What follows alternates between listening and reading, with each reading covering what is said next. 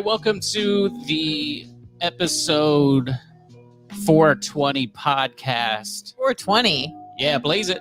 Woo! Smoke him if you got him, Taylor's folks. birthday. Oh, right. Oh, sorry. Oh, that's fine. Back to weed. That's fine. Welcome. If you're watching, please share it on your social media pages. That really helps out. And, of course, hmbradio.com/donate. If you're feeling generous, you can do that. No donations this week. That's okay. That's okay. Thank you, Kevin O'Keefe from the week prior. Yes, absolutely. That was Much awesome. appreciated. True that.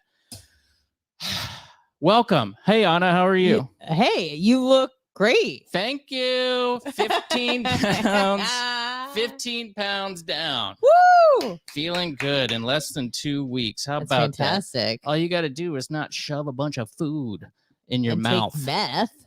Meth helps. Meth definitely helps. It does make me, I feel like the effects of the meth are kind of wearing down. Meth, by the way, is a drug that my doctor prescribed to me. And it's essentially methamphetamine. It actually does have a prescription name, though. I can't remember it off the top of my head. Fen something. Yeah, I looked it up. Yeah. And initially, the first day I took it, I was like, let's go. I was ready to go, worked out hard. Not really much of an appetite. Now that tends to be waning a little bit. I will say that I did. I'm much more happy in the morning now. About 20 minutes after I take that pill, I'm a little more peppy than I usually am. Okay. I will say that. So what do you don't take it with food, I imagine? No, you just as soon as you wake up, you just pop that puppy. Pop it. Okay. Get ready to go. And it's just one pill. One pill, that's it. It's tiny. It's about this big. Okay. Very tiny. And then what's the onset? Like 10 minutes later? About 20 minutes. 20 minutes. You're ready to go. Okay. I don't know if I guess it's working on my appetite. I'm doing the intermittent fasting too for 12 and 6 weekdays. Weekends, I'm a little more lax with it, but 5 days is pretty good. Yeah, like how my roommate feels about Jesus is how I feel about intermittent fasting. When people tell me, I'm like, that's great. Let's talk about it. Yeah. Do you watch Jason Fung? Jesus is Lord and Savior.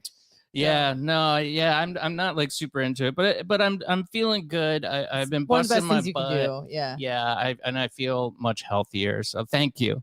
That's very nice. I saw that you are still off social media. I tagged you in some posts and to no avail. I retweeted our live stream on Twitter, but you were here. I just retweeted. I'm in. I'm out. Yeah.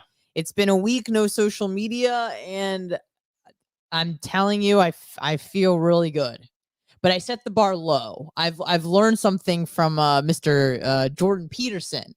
I was listening to him give advice to young men, so I obviously tuned in because that's my demo.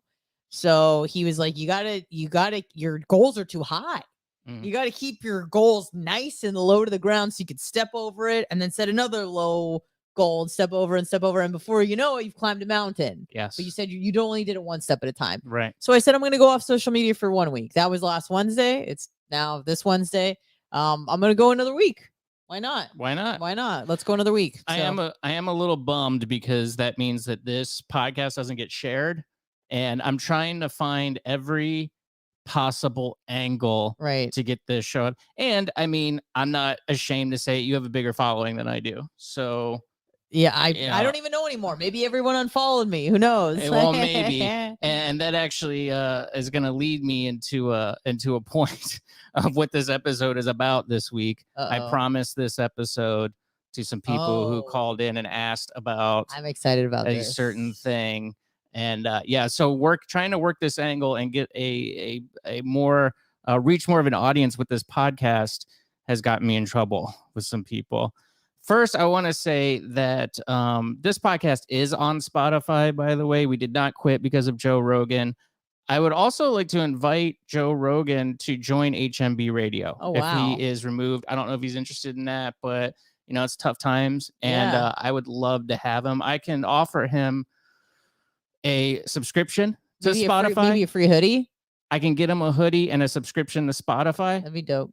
And that's it. So that's what I can offer Joe. So just throwing it out there. And, I hope maybe he'll take me up on that. Ooh, so get into the juicy goss. Okay. So I'm trying, as I said, I'm trying to find an audience for this, or reach more of an audience. We do have a little bit of a following here, but obviously I'd like to use every facet that I can possibly use to reach more. Now, this scenario that we're in here is awkward because, I mean, Our not hate really, each other. not really, but it is at the same time. So yes, because you work for Bubba, I work for the Bone. If I'm sure most of the people listen to this show or watch it know what that means, that there's obviously a history there. I think it would be safe to say Mike and Bubba don't like each other. Mike Calta and Bubba do not enjoy each other. That's a safe assumption. They wouldn't say hi if they saw each other. I think they may say more than hi, actually. Yeah. So. And I didn't know that. And I also think that's what is kind of interesting about this podcast, because it's this weird bridge between the two. It's just not, maybe a bridge is the wrong word, but a weird connection, because you're over there, I'm over here. We are friends. Good friends. You're probably my best friend. But I did a show with you on the radio where I first started doing radio called Stay Woke.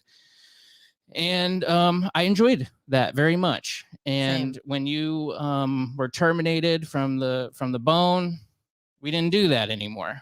So with this podcast, it kind of allowed me to work with you again. And some, even though it's one day a week, it's still something. We can kind of talk to each other on the radio and talk to people that are, listening. And I like that. But initially I was a little afraid to do that, just because I know the tightrope walk that it is, and I know there's deep animosity on all sides with this thing. And as far as I know, Bubba's not a big fan of you doing this show with me.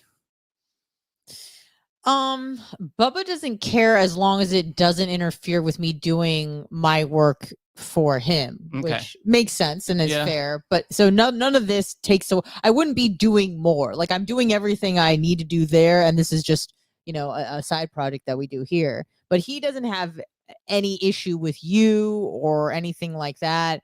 He knows who you are. He references you sometimes. He has no problems with you. He's maybe even, I don't know, side-handed comment about offering you a job. I mean, he's just, but he has no problem with you, but he does have a lot of problems with some of your associates. Sure. And maybe even the company you work for. Yeah. And I mean, my associate's Johnny B. That's the only person that I talk to. Yeah.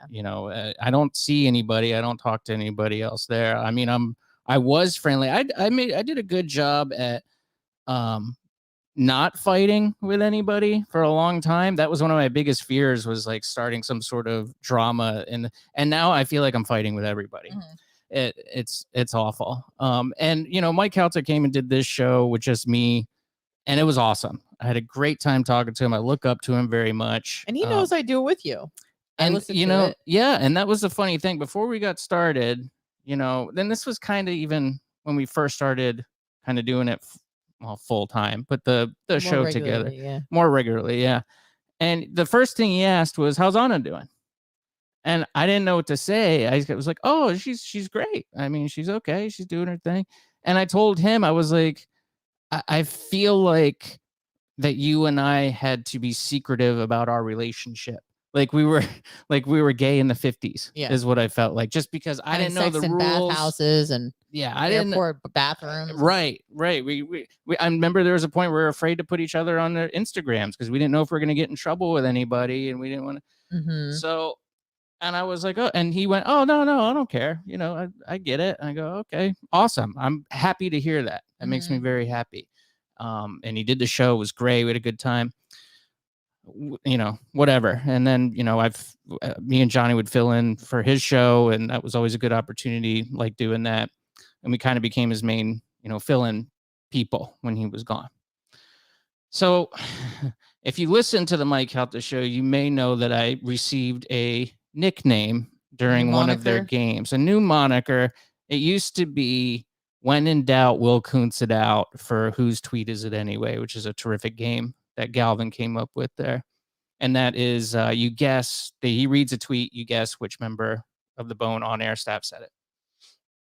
So that was my name for a long time. And then recently, within the past few months, it's been switched to Bubba Army Will. Ooh. And you don't work for Bubba, and you're not in the Bubba Army. I've never met Bubba. I don't have any. Look, I know that him and Bubba have their issue. I've never met Bubba. I don't have any problem with anybody. No, I whatever. Mm-hmm. I know their issue. I know what I've heard in the press. It's over, right? Yeah. You know what it's over. So, and I know what it stems from. It annoys me when I hear it. It bothers me because I wish, at the very least, that I was getting the benefits of this relationship that I suppose we have, because I am definitely not.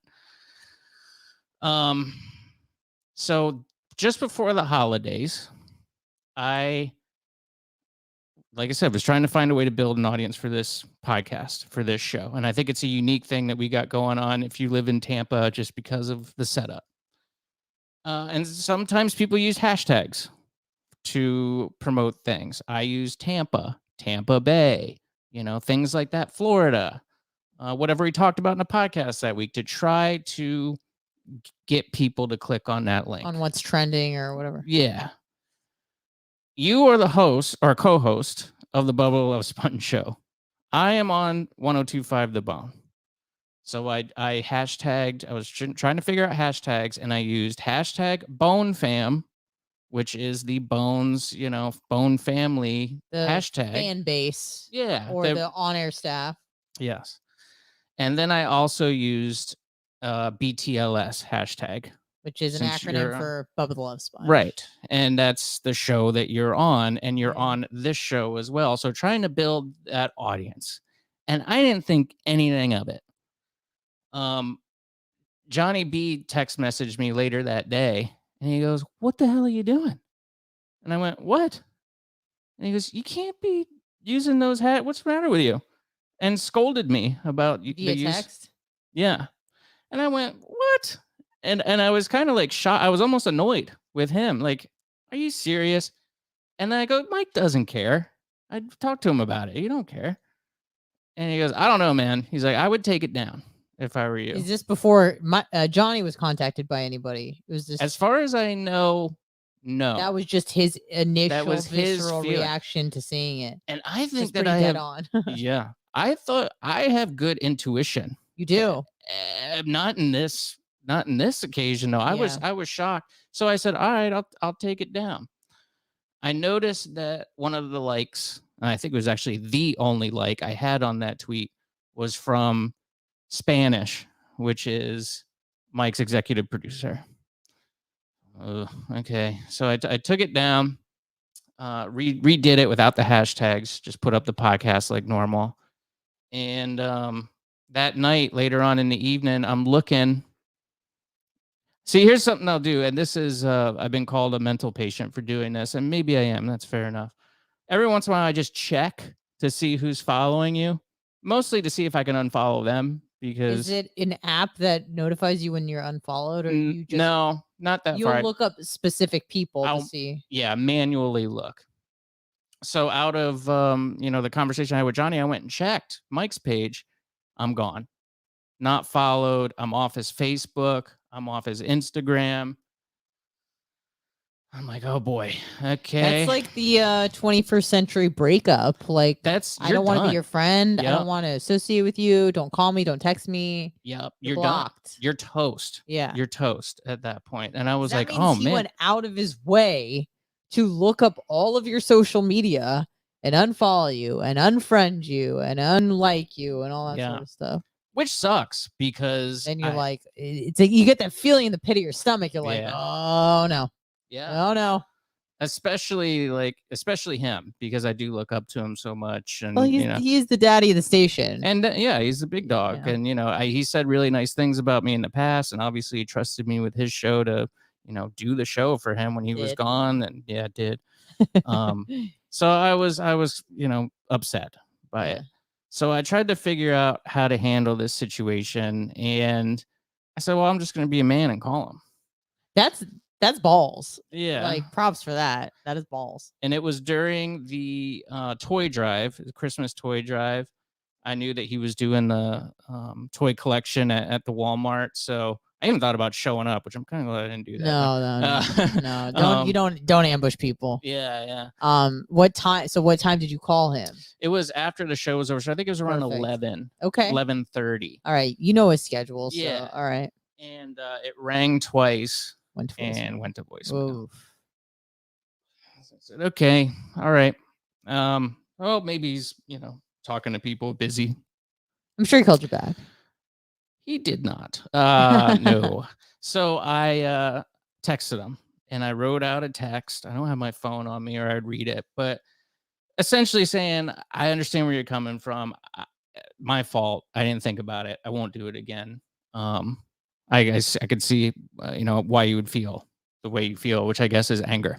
Now, did you just write all of this and also call him because your own intuition, or did maybe an executive or maybe a program director called you and told you? Nobody told me nothing. Okay, this was your own. This was my own. I saw. Okay. I saw that I was gone. The response. So I figured, due to your own investigation, nobody else goaded you to reach out. Okay. So I sent him a text message, no response to that text message, which I put a lot of thought into, and it was a long text message. I'm sure you put it in like some sort of draft and read it over and over, and then copy pasted. That's when you know it's serious business. Yeah.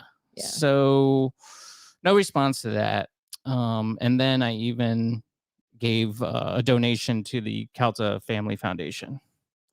A small one, I don't have anything. So I gave a little bit during Christmas time. I do that anyways. Just what I can. And, I don't know if he sees that or not, but that was my token gesture. Branch. Yeah. So ended up not getting any sort of response. And instead, now I have a new nickname on their show. And we haven't covered his show since. So I'm assuming that we're banned from that show. At least for now. Yeah. It's so nothing was said on his part. No. Nothing. Not to me. Not through the grapevine. I only hear what they talk about on air, which is, that I'm on the other team. Well, I'm accused. Sucks. Yeah, it does suck. Like I said, I'm just trying to build something here. They don't pay me, and you're not rolling in it either very well. Times are tough. I'm trying to find a way to monetize this podcast by any means necessary, because I'd like to stay in my apartment. I thought that, people would understand that. And maybe I apparently misread the situation. And I feel sorry that it happened, but also, good Lord. I mean, can I just do something? Can I do something for myself to try to reach a bigger stay alive? Yeah. Be resourceful. And our markets, I mean, are the same market. It's like 25 to 54 men. That's who's listening to The Bone. That's who's listening to the Bubba the Love Sponge show. So it's smart, to try to utilize whatever resources you have to reach both those audiences, because they have this similar interests. Yeah. So. Yeah. It's just frustrating. I just, this guy has everything. He's got a great life. I'm very jealous of it, and I know that he's earned it. But I'm just trying to make, my own thing, doing the best that I can, and then to just be, I can't, like, you can do whatever he wants. If that's really how he feels, you're just like, screw you. I don't want anything to do with you anymore. Then, I mean, that's certainly his choice. But it sucks. Yeah, it does suck. I feel like I'm trying to speak carefully as possible, because I feel like I don't want to get you in trouble even if you agree. But we've talked about this before, where sometimes people lose touch with the type of drive that got them to the dance to begin with, right? You have to do certain things, and you're not trying to step on anybody's toes, but you're trying to be smart about it. You're trying to utilize the resources you have. And you're getting punished for a battle that you have nothing to do with. But, tangentially, we're tribes. We're tribal animals. And I belong to one tribe and you belong to another tribe. And we have no problems with each other as individuals, but the tribes themselves do have some conflict. And so by association, if we have any sort of interaction or talk to anybody from the other tribe, then, you know, the leaders of our own get upset. And you're just like, dude, your beef has nothing to do with me at all. You know, I'm not trying to reach out. I'm not trying to screw you over. I'm just trying to reach a bigger audience. And it sucks that sometimes people don't get that, or they think that there's somehow you're trying to screw them over, or that you've abandoned ship, or you've betrayed the cause, which isn't the case. And the fact that if you didn't reach out at all, like, maybe I could kind of see why he would be a little bit pissed. But I mean, it sounds like you've made 3 attempts in 3 different ways to kind of make peace. And if he still can't seem to understand that, you know, you're sorry, you understand what you did maybe wasn't the right move, I mean, frig off. I don't know. Yeah. That's what I would say, you know. I mean, at a certain point, you just go, okay. Well, I mean, I've accepted it. I've kind of just moved on. I'm doing my thing, keeping my head down. You know, Johnny and I do our show.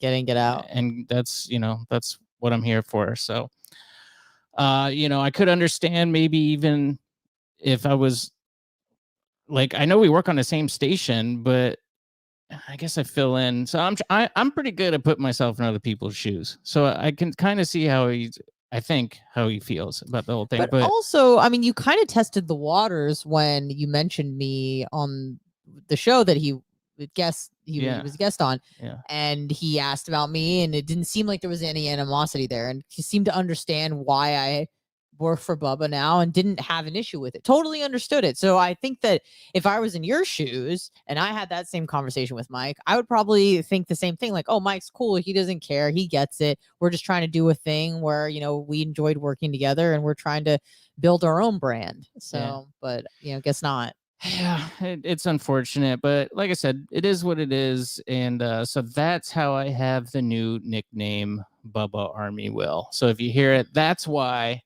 And the mystery is solved. Who else is using this moniker? Is it just the morning show? Or I think it's just Mike. Okay. I thought that Galvin did, and I even texted Galvin. I go, "Are you seriously gonna do this too?" And he goes, "No." I said, "Mike said that." Okay.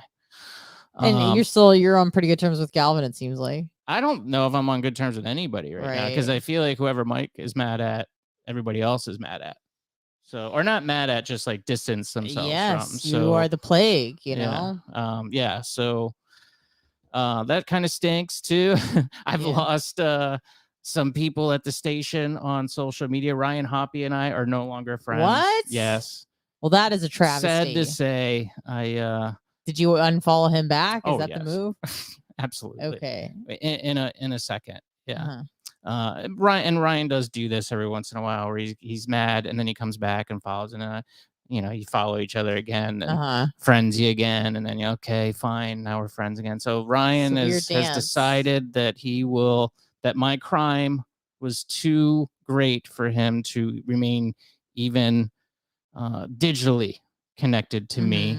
So he is X'd me as well. So Mike and Ryan Hoppy. And as far as I know, I don't know about anybody else. Last time I checked, everybody else was still there, but I don't know. So that is the story. That really sucks. It does, yeah. Let's see, we got some comments here. Darth Alica says, "Love the show. Stay woke 2.0. That's right. Yes, sir. Kevin O'Keefe. He says, "You're welcome. I'll try again." Thank you, Kevin. Sweet. Thanks, Kevin. And Mike from St. Pete says, "This sounds like an amateur marketing mistake. It doesn't sound like the reaction should have been taken 11 out of 10. I agree.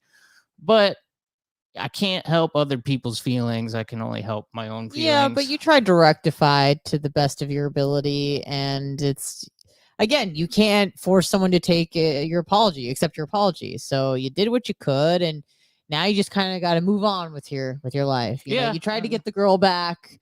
She's over it. And you just got to go, okay, well, I did what I could. And now I'm just going to, move on.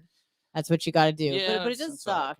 And let me tell you something, like that is, I do not miss that at all. It's kind of nice just having like one group of people that's the show, and you don't have to worry about other shows and pissing this person off and slighting this person. Man, But I've fought with freaking everybody there. I Uh-huh. think. Well, Roger and GP, you know, if you listen, if you're familiar with the bone, they're in Long Island. And I've met them once, and they're awesome. Mhm. Brett's awesome. They're very cool. I talk to Brett on Instagram sometimes. Drew and John are great. I love John Senning a Mhm. lot, and Drew's really been cool to me too. The last show that was on, I've fought with pretty much all of those people. Their Yeah. SBK show is no longer on. That is a whole other weird story that maybe we'll get to one day. Actually, I think a cat named Mo is coming on this podcast. Oh, really? When is that happening? Can't Can't wait to tune in. Apparently in a few weeks. I don't know. Okay. You haven't set it locked in a date yet? We haven't locked in a date yet. Right now, he's finishing up his documentary about his movie and going to He's release doing a documentary about the movie? Yes. Interesting. My understanding with that is I think he canceled his movie himself, because it was too... What? Why do you have your head in your hands? Didn't he work on that for like a decade and a half? Like what? A long time. And we're another. I mean, I went to the goddamn premiere. You know what I mean? Yeah. But now the movie's no longer. Yeah, something about it's too raunchy, too offensive for this day and age. For this day and age. So he's doing a documentary. I believe that's what it is, about the movie. Okay, great. Yes. So when in doubt, do a documentary about it. Yeah, I was very... I don't know, but I've never had like an issue with Mo, but you know how sometimes, well, if you're on a certain show and you're somebody on that show is fighting with somebody else from another show, it's tribal warfare. Yep. So there was problems that even when you were there that we had with SBK and Mo and I've had issues with every single show. Like at least once. And I feel like that's just a part of doing radio. I know you were saying earlier that you tried to avoid that at all costs. And so did I, because I thought if people were saying my name on the radio, I wanted them to be saying nice things about me or saying, you know, Anna's great, she's a nice person, whatever the case may be. I did not want any beef with anybody. I thought that was not the move. It scared me. But then I started to learn that sometimes when you stir the pot, it's actually a good thing, but you have to know when to step in, step out. Now, our boss, John Brennan, often said, try to fly as close to the sun as you can without getting burned. Yeah. Now, I flew right into the center of the sun more than once, and I burned so bad that I got myself fired, which ended up being great for many reasons. Honestly, and I truly do miss working with you and Johnny on a regular basis for sure. But everything else is better. Everything else is better. So I always say it was the best, dumbest mistake I ever made. It opened up a lot of doors for me. It allowed me to meet a lot of new people. But yeah, it's one of those things where it is sometimes good to make a little controversy, because guess what? That's entertaining, and we are in the show business. Yeah. You know, we're in the entertainment business. But sometimes, you poke the bear a little too much, it bites you back. Yeah, and then you're effed. So, well, the only one I'm worried about or was worried about was Mike, because we were kind everything. Yeah, we were kind of well, I don't think we were ever friends necessarily, but he was always cool to me, and it was cool to have that, friendship or relationship or whatever you call it.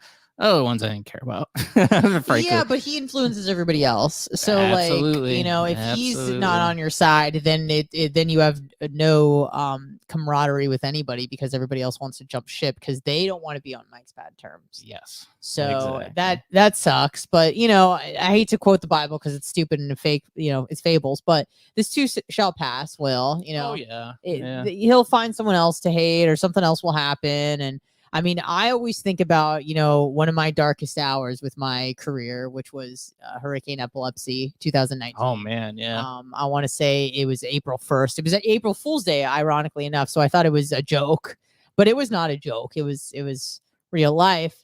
And about 2 weeks later, and I was really in the thick of it. I was suspended for a week. I was scared to talk about anything.